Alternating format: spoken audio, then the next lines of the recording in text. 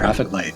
Does a pretty good job. Doesn't matter what language you're in or what language you speak. Everybody gets the whole green, yellow, red methodology. So in Tykr, I created a system where stocks are either on sale, watch, or overpriced. That's green, gray, or red. And then I used this Excel sheet for the next 4 years on my own. I wanted to test my own money, making returns between 15 and 50%. Sean Tepper is a tech veteran with 20 years in the industry and 15 years of investing experience. He's the founder of Tykr, the investing platform trusted by over 12,000 users across 50 plus countries, helping investors, brokers, and wealth managers make smarter, more confident decisions. The meaning, moat, and management, like an analyst on Wall Street, that'll take you hours, if not days. We reduce it down to seconds with OpenAI. It took about 2.5 years to find product market fit, and that does not happen overnight. Are people joining, paying, and then staying? Because if you got a product where people join and churn out, you don't have product market fit. What do you think are the biggest mistake retail investors make when they're entering the stock market? 2 questions people ask the most. When do I buy? When do I sell? What happens is, hey everyone out there, my name is Alan, CEO of FreeCashflow.io. Welcome to Profit Powerhouse, the podcast where we sit down with inspiring entrepreneurs to cover secrets behind their success. We're here to learn what drives their growth, the challenges they overcome, and how they master their finances. Our goal, to help you achieve the same success while maximizing your profit. Let's dive in. What happens when a tech veteran with passion for investing combines data, discipline, and a dash of gamification? You get Tykr, a platform that's helping thousands of people around the world invest smarter and with confidence. Today's guest is Sean Tepper, a 20-year tech industry pro, successful entrepreneur, and the founder and CEO of Tykr. After building and selling his first agency, Sean spent over a decade working with giants like GE and Kohler, but behind the scene, he was on a mission, studying the world's best investors, digging deep into the logic behind consistent market success, and developing a system that turned humble Excel sheets into a tool that delivered 50% annual returns over 4 years. Get ready to learn, get inspired, and maybe even rethink how you invest with Sean. Sean, welcome to the show. Alan, good to be here. Sean, can you share a little bit of background for those that don't know you as well, and what really inspired you to start your business? Yeah, I love your intro, by the way. I think you're my new pitch guy. I appreciate you. Deserve every second of it. So yeah, my background, you hit on the key points there. We'll just go a little layer deeper into the why. So when I sold that first company around 2010 as a merger with an agency, now that was a business, it was a service business. It wasn't like I was handed $1 million check, I ride off into the sunset and that's that. It's not really a scalable business, so there was no check. It was essentially debts and liabilities wiped clean. And then at that moment, I knew, okay, so I got to figure out how to flip that equation. Instead of me working for money, how do I get money working for me? So I decided, you know what, let's get into investing. Now I started where most people start, which is you get into the stock market. But unfortunately, you don't know the difference between a good and bad stock, or even like a good ETF or bad ETF. And I just kind of went into a few ETFs, picked a few stocks, and maybe at best kept up with the market. And that brought me to 2015. And that was the moment I'm like, I'm not satisfied with this. Let's take a step back and figure out why Warren Buffett and Charlie Munger were able to consistently beat the market. In fact, if you don't know the quote, Warren Buffett has said he could make 50% per year if he were managing $10 million or less. And I was like, whoa, okay, so that's quite a statement. And I knew at that moment, you probably agree, which is he and the late Charlie Munger, they don't pick stocks based on feelings or emotions, which means they're using some sort of math. There's some sort of logic there. So I decided that's it. I got to figure out the math. And I went down the YouTube rabbit hole, read as many books as I could. A lot of noise out there, a lot of fluff, that bit of a waste of time. But I found a guy by the name of Phil Town, and he wrote a few good books. One is Rule 1. The other is Payback Time. He also has a third book titled Invested. He wrote with his daughter. I did not read that third one. I'm sure it's great, but he provided some of the calculus, and I'm like, all right, this is what I needed. I put it into Excel, added my own flavor to it, my own gamification. I'll dive into this real quick, and then I'll give you the resolution of the story. But I wanted to create a rating system that made it easy for me to make a decision. I was thinking of like, hey, what's the easiest to understand rating system around the world? And I was like, you know what? The traffic light does a pretty good job. Doesn't matter what language you're in or what language you speak. Everybody gets the whole green, yellow, red methodology. So in Tykr, I created a system where stocks are either on sale, watch, or overpriced. That's green, gray, or red. And then I used this Excel sheet for the next 4 years on my own. I'm going to test my own money, making returns between 15 and 50%. And like you said in your intro, they are closer to that 50% mark. And I'm still maintaining returns that are pretty darn close to that. But yeah, it was 2019. Started sharing it with a few other retail investors, and everybody's like, hey, you should turn this into a SaaS to share with others. And I'm like, all right, green light, let's do this. So it took a year to build the first version, went live in 2020. And then, yeah, fast forward to today, we just crossed 13,000 customers in 50 countries. Incredible. Absolutely incredible. I mean, I'm a big time investor myself, but if someone was coming to me and say, hey, I can get you, 15 to 50%, and that's way better than the average market returns. I was like, Oh, yeah, yeah. sign me up. Why not? Right. I would love to hear, Sean, like, are there some up and downs along this journey, and stories that you want to share? Right. I know you're very successful right now, but were there any stumbles along the way that Sure. our listeners can know about?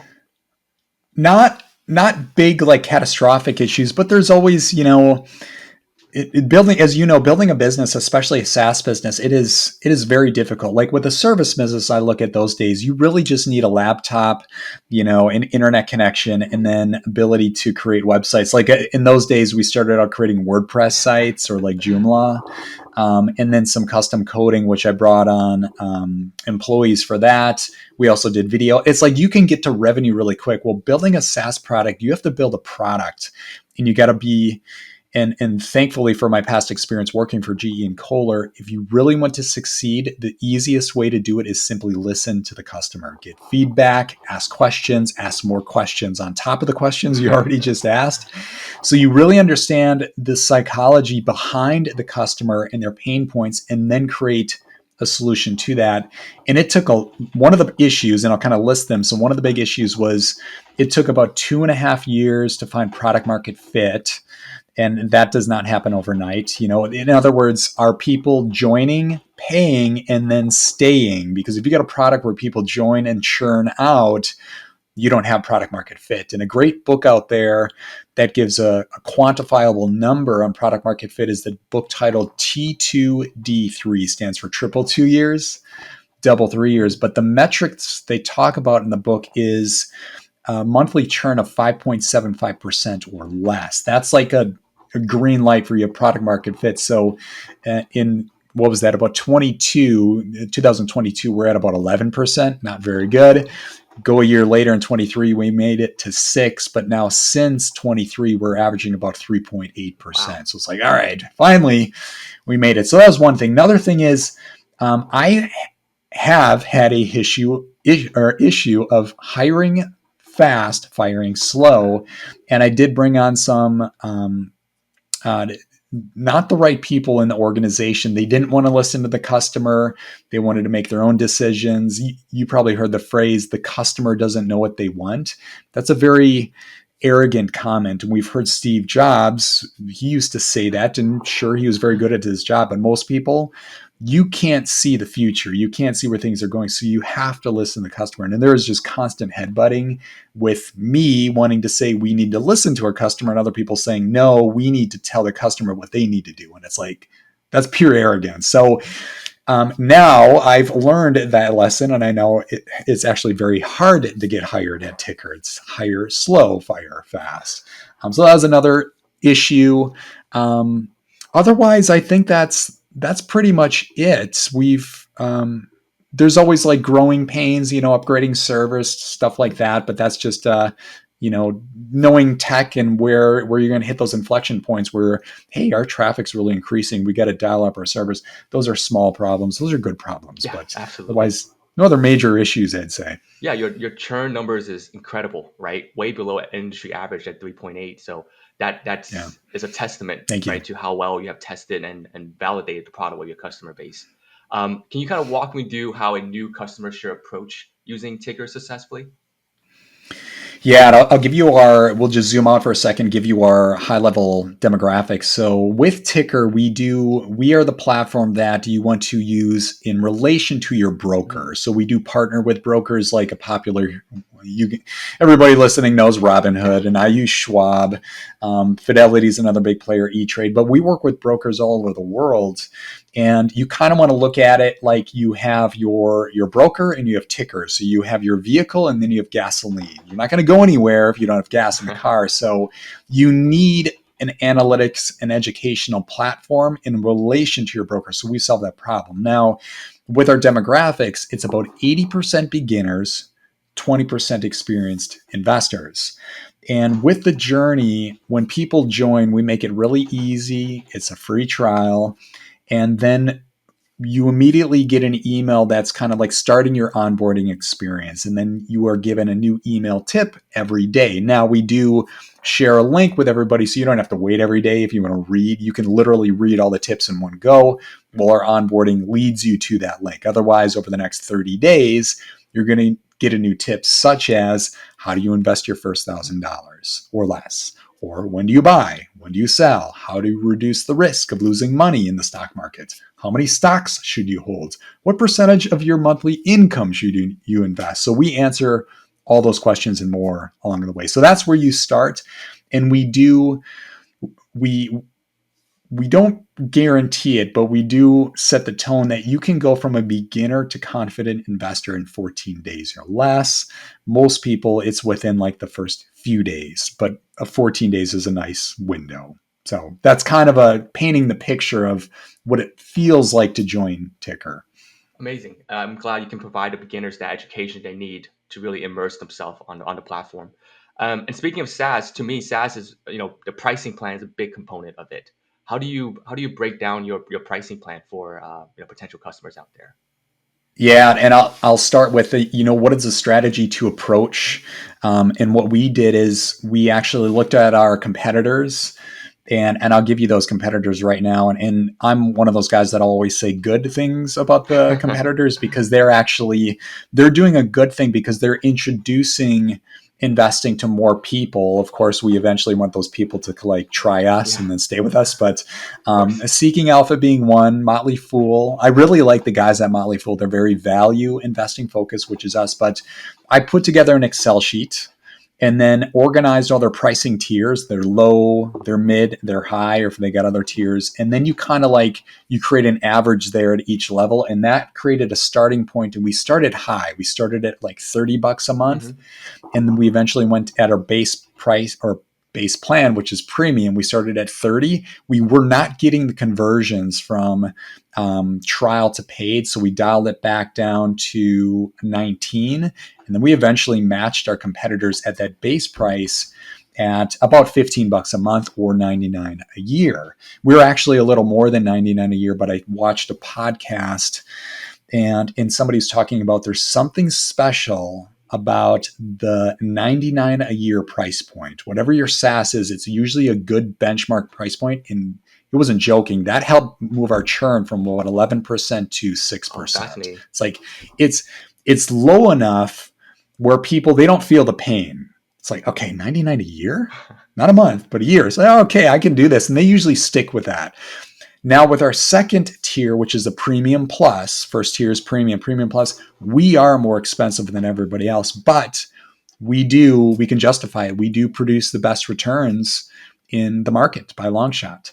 And that's why if you're serious about investing, we do charge it's $50 a month or 400 a year. I think a few people they're going to go to like maybe half that. And that's fine if you want to use something else that's cheap, but it's like our customers, we're showing the data right now. We're releasing a dashboard that shows how much money people are making in Tykr and what their returns are. But if people are paying on average, like you average all the prices, like I think it's about 200 a year.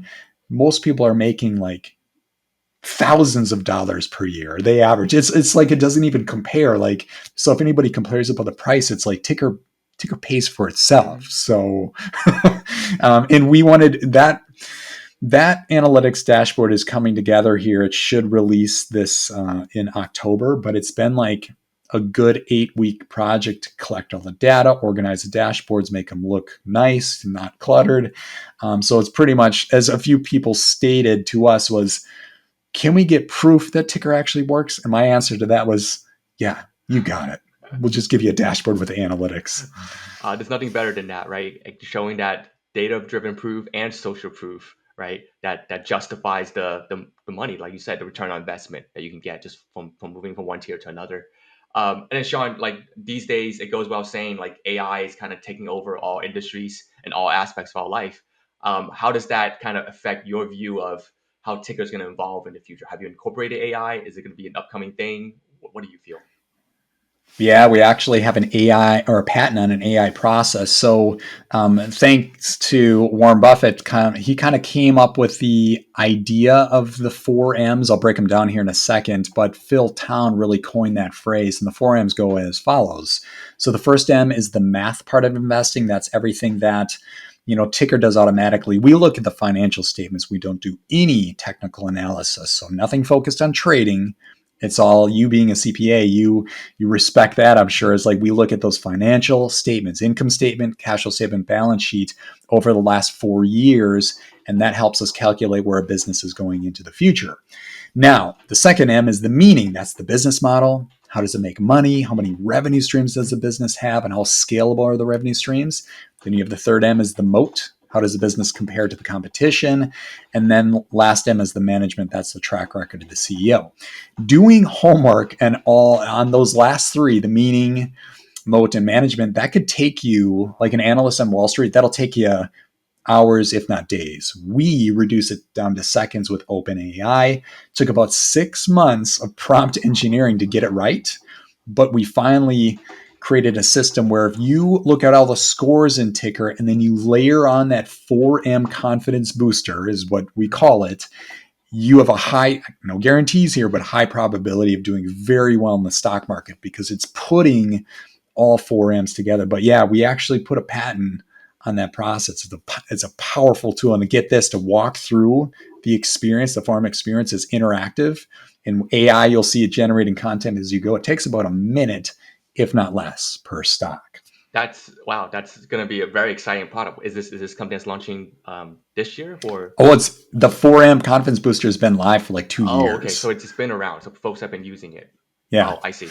Yeah, exactly. Yeah. So for me, as like a new customer of Tykr, I would go on the platform, I would do my stock research and kind of maybe put in what my investment goals are, right, for the rest of my life, and then I'm expecting this system that you have put in place will kind of spit out, hey, I think your plan is solid. These are the ratings for it, and this is why I think your confident level of your success is, right, going with this plan. Is that kind of how I can think about it, or is there a different approach here? With Tykr, we don't actually put together a plan yet. However, it is something we're going to create. Now, you'll appreciate this.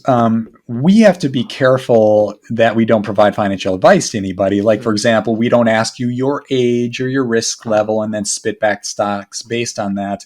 We fall into what's called the publisher exclusion category. What it means is, and I'll list those rules. There's 3 rules we have to abide by. Number 1 is all information has to be factual, data-driven. We can't say something like, hey, if I like XYZ CEO, I think their stock is going to $2,000 next week. Like, that's ridiculous. It's not real. So it's all data-driven, factual information. Number 2 is we can't do personalized financial advice, which it toes the line a little bit. I'll talk about what you just described there and what we can do, but we can't, again, ask your risk level, your age, so on and so forth, and spit back stocks. The third item is all information has to be regular, which means not a pump and dump. In other words, I can't say, hey, I like GameStop, go buy as much as possible by Friday, and then on Monday, without telling anybody, I sell as much as possible. That you can't do that. So with that second point, what you described there, we're not doing that today. You can log into Tykr. You can look up any stock you want, most ETFs around the world. And we've got a portfolio tracker. You can connect your broker. We're connected to like 25 brokers, including Schwab, Fidelity. So it's like your portfolio is synced every day. We've got watch list alerts. So if you add stocks to your watch list, you're automatically notified when those ratings change every day. That's my favorite feature. It's like the set it and forget it. You can also do custom alerts. We've got like a retirement calculator. We got that 4M confidence booster. We got a trade journal. Like there's a lot of tools that, and think of them like arrows in your quiver. But we have talked about with our team an AI investing helper. And that would be kind of like what you described, to be front and center. It would say, hey, can you give me a hypothetical portfolio of like really strong tech stocks or car stocks or food stocks? Or you could ask it questions like, I'm this age. Can you create a portfolio of hypothetical stocks that would do well? We have to use the word hypothetical, and we have to put a disclaimer that this is not financial advice. And we'll have to create like some limiters that it doesn't get too specific to be like, let's say you're a financial advisor, you're sitting down with a couple, you're going to be very specific with like the age, the risk level, what your goals are into the future. They can do that. We'll have to be a little more broad based on that publisher exclusion, but kind of like, sorry, I'm talking long on this one, but you get the idea there. We have to be careful. We have to really, at the end of the day, Tykr is the tool, and you can use it however you want, is really the rule. And it's not the end all be all. Like we still tell people, if you want a financial advisor, great, bounce some ideas off them. They can also help you with taxes or guide you to the right person to deal with taxes. Or let's say there's a liquidity event in your life, somebody passes away or a business, like Tykr is not going to do any of those services. That's where an advisor is like a good complement, or somebody like yourself, to bounce those ideas off of. But Tykr is like that tool, put you on that straight and narrow path. You're going to be armed and dangerous, but it's not going to solve every problem in the world. Yeah, no, definitely, Sean, I understand, and that's really cool. Like for me, I'm more of a like a both buy and hold investor, right? To me, it's like I want a sanity check. Am I on the right path? If I want to retire by 55 or 60, am I going to get there by having these kind of portfolio? And it sounds like Tykr will get me that confidence level. It's like, yeah, this is what you have in your portfolio. I think these are great. I think these are long-term buys that these will get. But then some of these maybe like, like you said, the traffic light symbol, right? Maybe more in the gray or in the red area that I should drop if those are my goals. Yeah, and I won't talk long on this one, but that was part of the reason why I created Tykr, is because I would listen to a podcast or watch somebody on YouTube or read something on Reddit or X, and people are raving about XYZ stock, and I'd be like, yeah, I don't know about that. So I'd plug it into Tykr. The Excel sheet, get this, it would take me 10 minutes to analyze one stock because I'd have to copy and paste revenue last year, revenue 2 years ago, revenue 3 years to the Excel, to the cells in the sheet, and then it would roll everything up. And at the end of 10 minutes, I'd be like, this stock is like red across the board. It's horrible. It's got a score of like, 25 out of 100. Like, why in God's name would I go forward with it? So it was the tool to really cut through the clutter to determine what is actually good and what's bad. But then, of course, I couldn't wait for the day when Tykr became a software, because retire that Excel sheet. Now I can look up any stock in seconds. It's all laid out for me. No, that's amazing. I have the similar experience. I hear these things all the time on like TikTok and other social medias. I'm like, yeah, go buy this, guaranteed. I'm like, is it guaranteed though? Who's gonna be able to hold my hand when the stock like drops to zero, right? Right, and there's finfluencers, as they call them. Yes. That are pumping these stock ideas, and a good example of this is people get all wrapped up, or worked up, I should say, around IPO stocks. And we warn people at Tykr, you want to wait about 4 quarters, so a year, because what typically happens, and this is Figma, I'm kind of picking on, great product. We at Tykr, we use Figma. But is it an investable company right now? Well, stock goes public. Everybody's getting behind it based on emotions. But then that very first earnings report comes out, and that reveals the truth. What are the real financials? Are the profits going up and going down? Well, it wasn't in Tykr right away, but one site that tends to get data before anybody else is Yahoo Finance. Fine platform. I went over there, did a manual look, and kind of did a video of that on our YouTube channel, showing people you can do this manually. It's not going to give you the scores and the gamification, but you'll get a pretty good idea. Guess what? company was losing money, the profits are decreasing. That's like, no, you're going to lose money on this. And what did we see? The share price, it went up, and then Yeah, our first earnings report, and it fell off a it did. cliff thereafter. Definitely.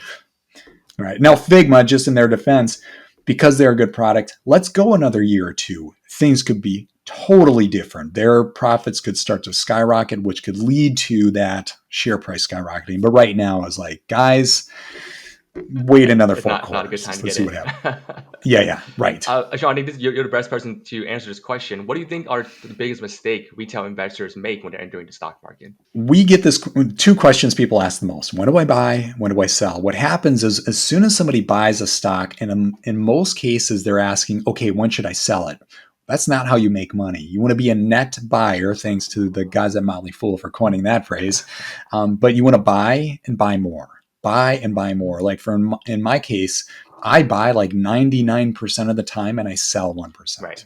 So you find those strong stocks first, and like you will buy and hold, but it's really buying and buying more. So you want to take a percentage of your paycheck and put more into the market. We do advise people you want to go 15 to 30% of your income. If you can't get to 15%, don't freak out. Just start at some amount to train the discipline, because if you're skipping months, you're not doing yourself any favors. You have to train the discipline and then keep investing over time. Sean, what metrics or signals should everyday investors kind of focus on before buying a stock, especially in volatile markets? Well, if you're not using Tykr, the lines to pay attention to most would be on and I'll just list them right now because you'll appreciate this. So Tykr, we're one of the only, if not the only, that has open source calculations. However, we do have patents on some of these things, but you can actually see the math behind Tykr if you are a math nerd like myself. So on the income statement, we look at revenue, net income, and EPS. On the cash flow statement, we look at free cash flow. And then on the balance sheet, we look at assets, liabilities, debts, and equity. Now, 6 of those lines we want to see increasing. That'd be the revenue, net income, and EPS, free cash, assets, and equity, increasing quarter over quarter over the last 4 years. And then liabilities and debts you want to see decreasing over the last 4 quarters. If you can get all those quarters to move in sequence in the right order, you will get a perfect score of 100 out of 100. And I'll tell you right now, that is like less than a 0.01% chance of happening. It's a very rigorous algorithm. But you could literally go to Yahoo Finance or MarketWatch, not use Tykr, and kind of eyeball it and look at the quarter over quarter and be like, okay, so it's increasing. Okay, that line looks good. Revenue looks good. Got it. Moving on to net income, do the same thing there. And you could eyeline it. You can also put the numbers into Excel and be like, all right, we're starting to track here. But that's what large financial institutions look at. And that's why share prices go up and down. It's not anything like market cap or P to E ratio or P to B ratio, which those two are actually misleading indicators. That's not what moves prices up and down. It's really the number one line is EPS. And essentially, that's the profits of the company. It's going up. In most cases, share price goes up. And if it's going down, and it's most cases, not all, but most, share price goes down. It's actually more simple than most people actually think. That's the more you talk about it, the more I'm like, why isn't this kind of like the Google of stock investing, right? Why are they putting in all this work to do that homework when they can just go on Tykr, put in the symbol, and just find out exactly what they need to know, exactly the rating, right? That's important behind it. Yeah. Wow. Very insightful. Sean, how do you kind of define success in your business and personally? Well, I look at my arrival to be a full-time entrepreneur. That was a big moment for me in 23. So when I sold my first business, my goal was to work for corporate America for 2 years. That turned into 12 years. Just takes a lot longer. And I had a few failures, businesses I tried over the years. I won't go into too much detail, but one was like, it was a Groupon-esque business. This was Groupon. In 2013. Yeah. Remember that model? Yeah. It was, you've got 2 audiences, consumers and businesses on the platform. The issue with Groupon was they would take 50% of all the coupon sales, which for a lower profit business like a restaurant, that would create a loss leader event. In other words, the business is losing money on Groupon, but they hope the customers will return to the restaurant thereafter. And I came up with the idea, what if businesses paid a flat subscription fee of $100 a month and they keep all the profits? And these businesses were like, you got to be kidding me. What? Like, can I pay you now? And I was selling this thing, like selling seats on the or subscriptions on this platform before it even went live. However, when it went live, I didn't have enough consumers on the business model. So I tried to raise venture capital, and every investor was like, look, you got a good idea, but you're like 4 years late to the party on this. So it was bad timing. And that eventually went out of business. There's like another model or two I tried thereafter, but it took a few swings at bat. And then I kind of had the epiphany, like, I love investing. I figured out a solution here, and I see this growth happening with retail investors. I think I have something here that's actually good timing, and I love to do it. So yeah, the execution of Tykr was kind of like all the stars aligned, if you will. And then it just, as you know, it just takes a lot longer. But I bootstrapped Tykr. I kept my day job at Kohler for 3.5 years. And didn't raise any venture capital. I'm like, I want to retain full ownership. We have since raised some money, angel investing, but I still have over 90% of the company. But yeah, it just takes a lot longer. But it was a beautiful moment when I went full time. That was success in my life. I get to travel a lot with my wife. I consider that like work-life balance we're really big on. Fridays during the summer, we do not work. That's reserved for golf. In awesome. my case. Yeah. So we're big on work-life balance. We're not all about that hustle culture or working 7 days a week, which I find I listen to podcasts and I hear too many entrepreneurs boasting that. I was listening to one today actually talking about, we try to take one Saturday off a month, and that's their day off. I'm like, what? It's a joke. Like, you're running business the wrong way. Like, I typically have 3 days off a week, not one a month. Yeah. So just how I prefer to run things, I find that to be, I would define that as success. Yeah, I feel like it goes against the spirit of entrepreneurship, right? Entrepreneurship is supposed to, you find the freedom in the timing that you have, Yeah. and you should have the ability to balance it the way you see fit. But then to be still stuck in that cycle where like you feel like you have to work that much harder or that many hours, feels like going back to the 9 to 5 model, but maybe even more extreme. Thank you. Right? For sure. Sean, before we go into financial and tax management part of the podcast, we'd love to ask you a fun question. It's a fun question we always ask all podcast guests, and we get a variety of creative answers in this. So I would love to hit that with you. So imagine one day a rocket ship landed in front of your house. Inside that rocket ship is a treasure chest. It contains $1 billion. You have the ability to use that $1 billion in any way you want, but only in 1 month's time. You can buy 3 things with it. What are the 3 things you want to buy with it? Now, as I know from your background, you probably like, I'm going to invest all this money. Sorry, not allowed. The money disappears after 1 month. Oh, wow. Huh. You can't invest it anywhere. Anywhere. It disappears. You got to spend it on something. You can spend it on thing, and that thing stays, of course. But then you just keep the money in a treasure. And you can't go to the ticket right and say, hey, I'm gonna find all the green things and put the $1 billion in there. I was going to immediately invest it all. I know you should. Right? That's what I was like, I had to take that exception out right away. Well, okay, so I'm not a big things person, like accumulation of things. You'll see the influencers going after the fancy sports car and whatnot. Sure, I have those answers. Definitely, I have those answers. Right. Not my jam.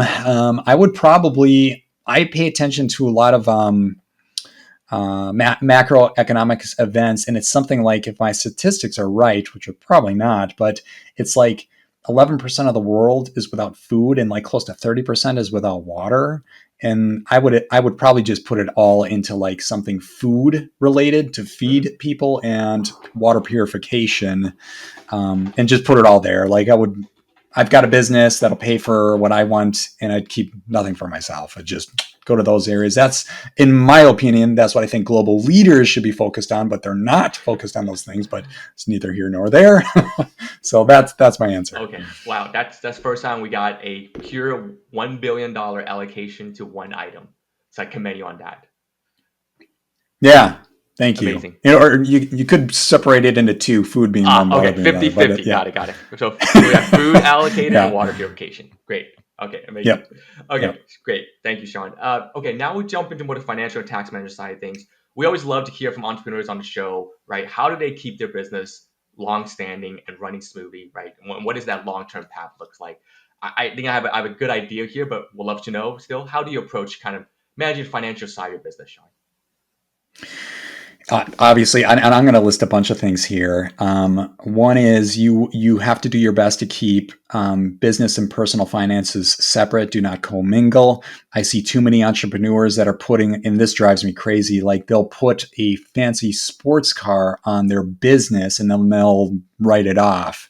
It's like if you ever get audited, I don't think that's going to check out. But yeah, you have to have the discipline there. You also have to have the discipline to. You have to pay yourself pretty low for a pretty long time. And I know that's not glamorous, but you're looking at the equity growth rate of your business. And if you have a product business, like you've got a lot of SaaS people listening to this show, as well as e-commerce, you're going to have a better multiple than my first business, which is a basic service business. So you got to think the long term, like your equity. You're building a customer base. You're building more products. You're adding more IP to the business. That's all increasing value, and you'd be able to exit for your payday, and eventually you should be able to get your free cash flow up. But that's going to take a few years. So what I did is, and I'll be transparent here, my first 3 years didn't take any paycheck. Fourth year, I took that was minimum wage salary. I mean, who around age 40 wants to go minimum wage? Like nobody, but it is what it is. But it's like you got to have that delayed gratification and put all the money you're making right back into building a better product, because you see the equity growth rate in the business and the asset growth rate in the business growing much faster than your free cash flow. Free cash flow will come. Just gotta be patient. So those are some of the basic things I focus on. Keeping airtight financials.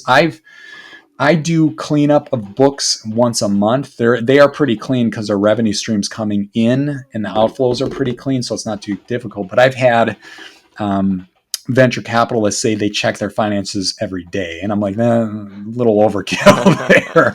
Maybe once a week if you want, but yeah, I keep things pretty airtight once a month, making sure like every penny's accounted for, and it's pretty close. So those are just kind of the basic financial management things within the business. My personal, that's separate with my wife and I.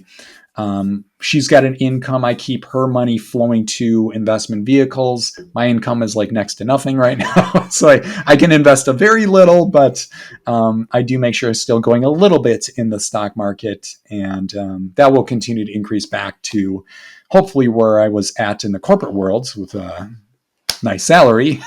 I'll get there again soon. But I'm looking at Tykr again. Focus on equity growth rate, asset growth rate. That is where you want to keep your mind. Because if you get acquired someday, which Tykr could be, it'll be a pretty penny. Very, very insightful there, Sean. Any tax write-off or financial metrics and advice you want to give to players out there? Yeah, so I've been thankfully working with the same tax guy for maybe 17, 18 years. And we'll come to Q. This is really important. You get to Q3 or Q4 and you start thinking about like, hey, what can we start writing off? Like legit write-offs. Don't go buy a sports car, but like what can you write off in the business now to reduce that tax burden? So that's a key strategy. You don't want to wait 2 weeks before the end of the year. Like have those conversations now, like September, October. So we're starting to have those conversations on what can we invest in right now for the business that's going to add more value, but then reduce the tax burden. It's just my guy Matt he'd want to slap me upside the head if I came to him 2 weeks before. Like, what are we doing, man? You got to give me more time. Yeah, shout out to Matt for giving that great advice here to Sean. Yeah.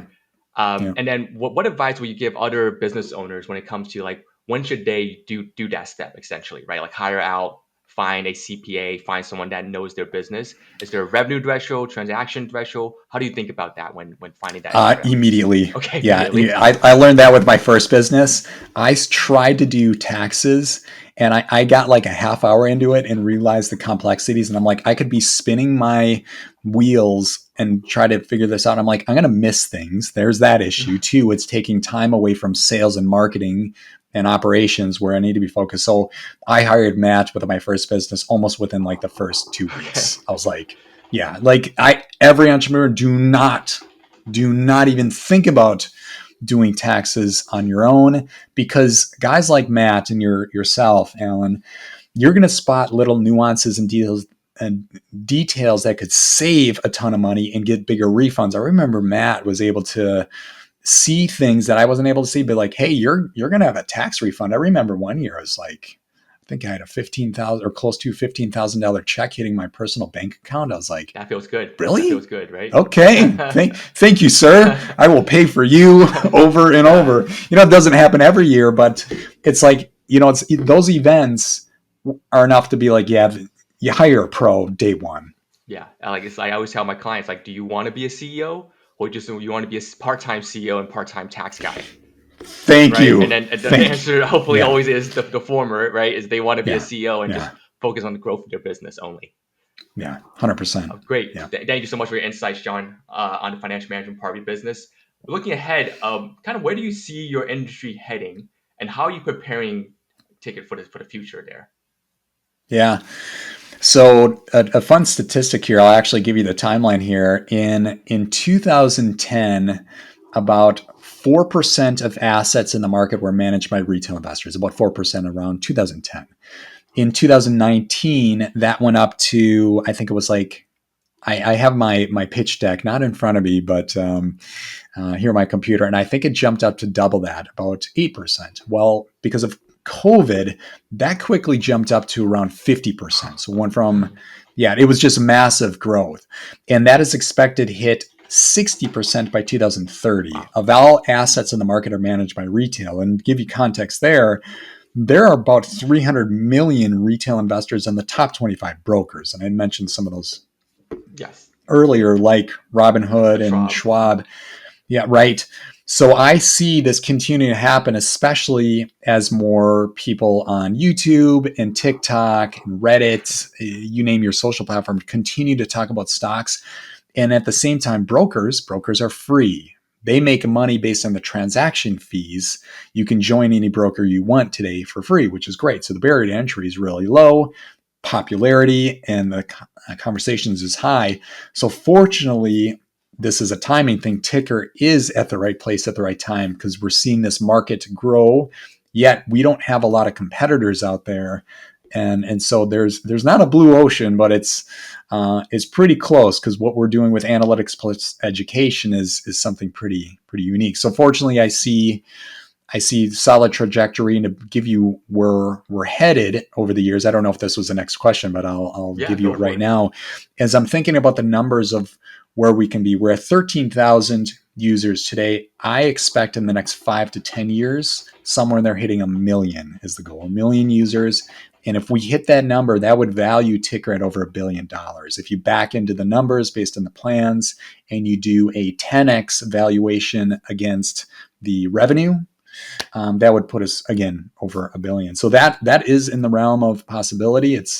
And how do we get there? And we could talk about that. I won't go into too much detail, but a lot of my past experience with bigger corporations is channel partner sales. A lot of people think, hey, the best way to grow a business is paid ads. Everybody, no. That's what small business owners do. If you want to do that, that's fine. But think like a GE.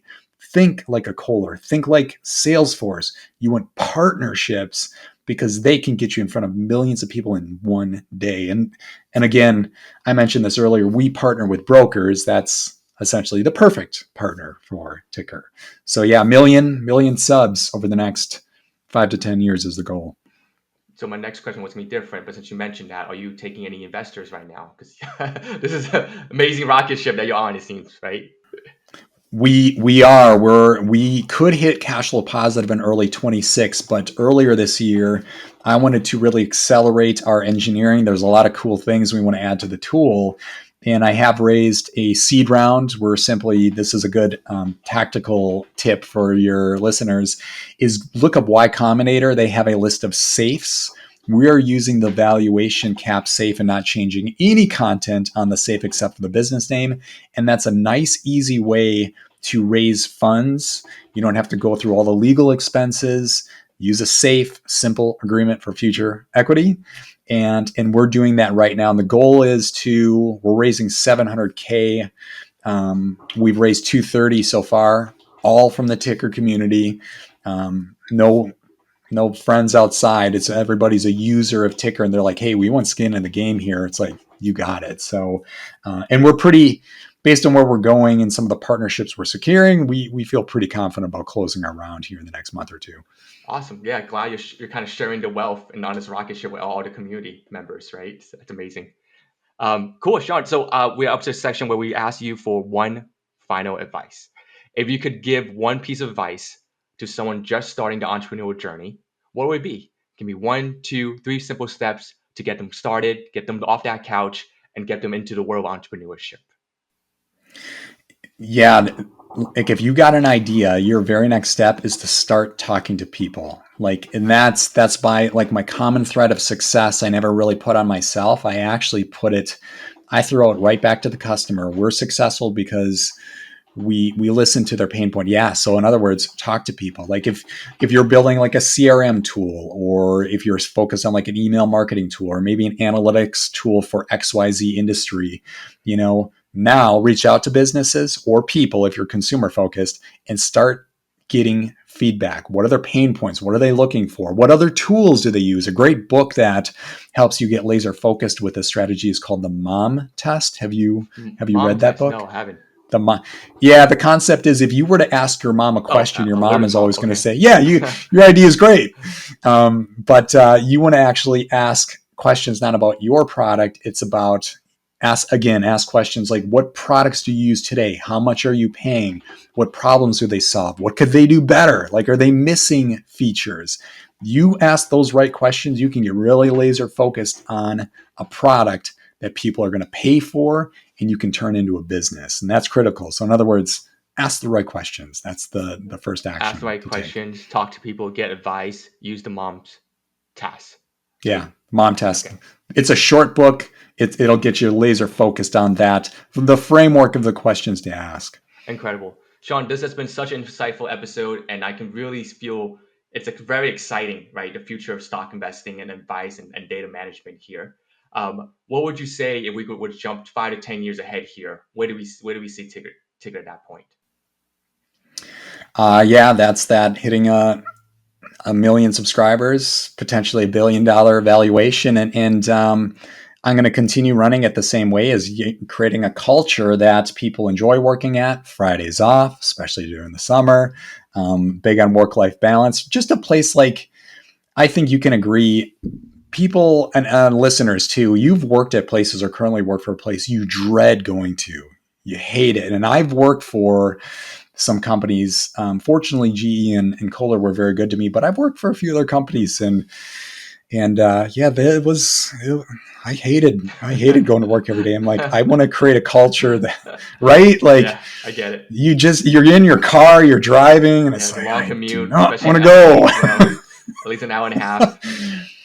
Right. So Tykr, I want to create that space. And so far, the feedback I've gotten from our current employees and contractors, they really enjoy it. And just continue, keep it the same kind of culture. Incredible. Thank you, John, for all the insight you have shared on this episode. I'm sure audience out there have learned a lot about the space right now and very excited about it. Hopefully, we'll give Tykr a try. Any last minute shout out you want to give to the audience? Yeah, if you are interested in investing, you can join Tykr for free.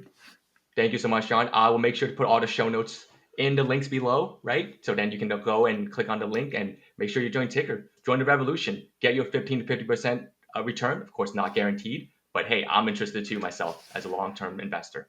Sean, thank you so much. Would love to see the growth in a year. If you're interested in coming back in a year, we'd love to see what Tykr's like at that point. Awesome. Thank you, Alan. Thank you so much. Thanks for everyone listening out there. If you're interested in the podcast or in Sean, we'll leave all the show notes below. Make sure to click on it, leave a like and comment. Thanks so much. Alan out.